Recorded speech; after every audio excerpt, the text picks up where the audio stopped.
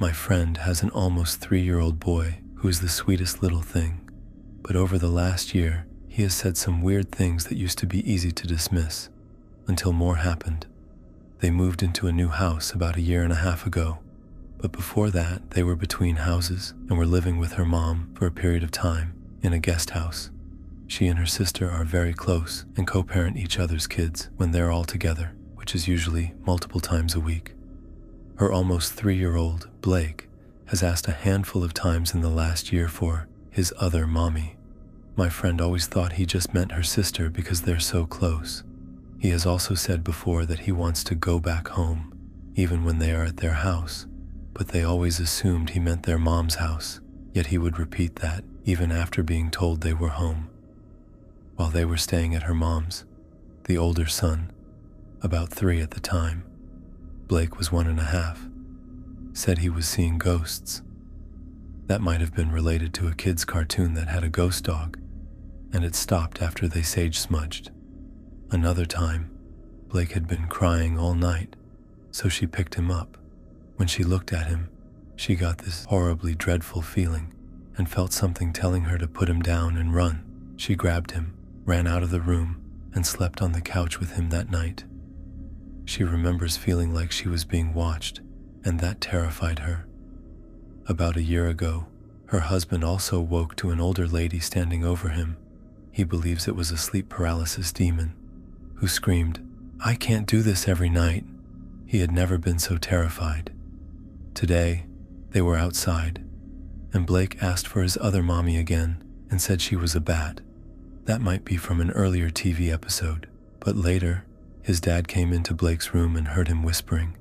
When he asked who he was talking to, Blake said, "My other mommy."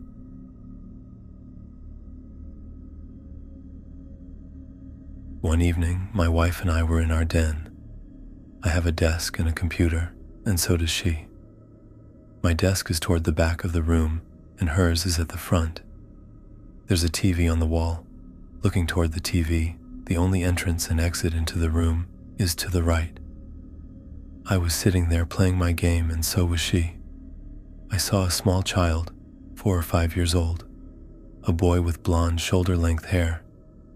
He ran into the den just inside the room, stopped for a minute, giggled, and then ran back out.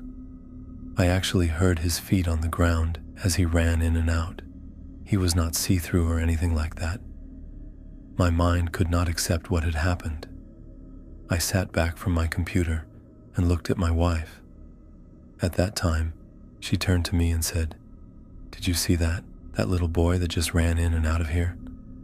I responded, "Yes, what on earth was that?" She said, "I have no idea." The child entered and exited in a very playful way.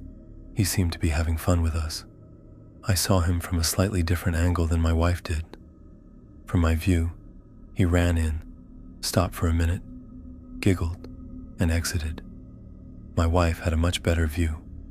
He ran directly at her, stopped, giggled, ran out of the room, and completely disappeared.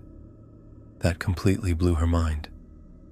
The whole thing blows my mind because I'm a very scientifically minded person and I could not explain it at all. It's not a flashy ghost story, but it happened to my wife and me years ago, and we have no idea what we saw. If anyone has knowledge of these things, I'd appreciate a comment to tell me what you think it was.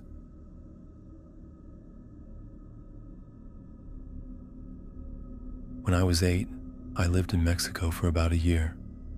My grandparents had a ranch, and a big river ran about 5 minutes from their house. My uncle fished there often. He would catch fish and take them to the city to sell. One day, he found a child floating in the river. He pulled the boy out and went to several nearby towns, asking if anyone was missing a child. No one claimed him, so they buried him in the nearby cemetery, about 10 minutes away. The cemetery sat in front of my grandpa's cornfield. About a month later, my grandpa and some workers began hearing a child crying and calling for his mother near the field. They searched, thinking it was a lost kid, but found nothing. The crying continued for about a week, and they started to suspect it was the boy my uncle had found. I still remember the day I saw him. My cousin and I were taking lunch out to my grandpa when we heard someone crying and screaming for his mom. My cousin froze. On the road in front of us stood a boy of maybe 6, jeans, a blue and white striped shirt, barefoot. He looked at us and then vanished. My cousin screamed that it was the dead kid they had found. I'd been too young to attend the burial, so I didn't know what the boy had looked like, but I knew then that what I saw wasn't normal. He disappeared right before our eyes. We were shaken and had to have the house blessed. We couldn't speak for a long time after. The family said the boy had blunt force trauma to the back of his head and had probably been in the water less than a day. He was somewhat bloated, and his hazel eyes were partially open. My aunt took a photo, but I never saw it. My 3-year-old has been saying for 2 weeks that there's a ghost in our house. At first, I shrugged it off as imagination. Kids say strange things, but it's been happening more, and he's genuinely frightened. It isn't just at night. Several times during the day, he'll suddenly run to me, crying, heart pounding, and tell me he's scared of the ghost. I didn't want to dismiss him, so I asked him to describe it. He says it's a boy, like a shadow. He says the boy has no face and that he just wants to get out of the house but doesn't know how. That terrified me, but I tried to stay calm. Last night he woke around midnight. My partner and I were up in the living room. He came to us upset. We let him lie on the couch for a while. Then after about 30 minutes we moved him into our bed. He stayed awake for an hour and then suddenly began screaming at the top of his lungs and kicking his legs. He said something was touching his legs. I checked his pajamas and asked if maybe a string or tight clothing was bothering him. I asked if his legs felt tingly or numb, thinking circulation might be an issue. He denied all of that and insisted something was trying to touch him. Eventually, he told us he wanted to leave our room and sleep with my mother-in-law instead. I'm at a loss. All I can do is reassure him that he's safe, that this is our home, and that his parents will protect him. I don't know what else to do.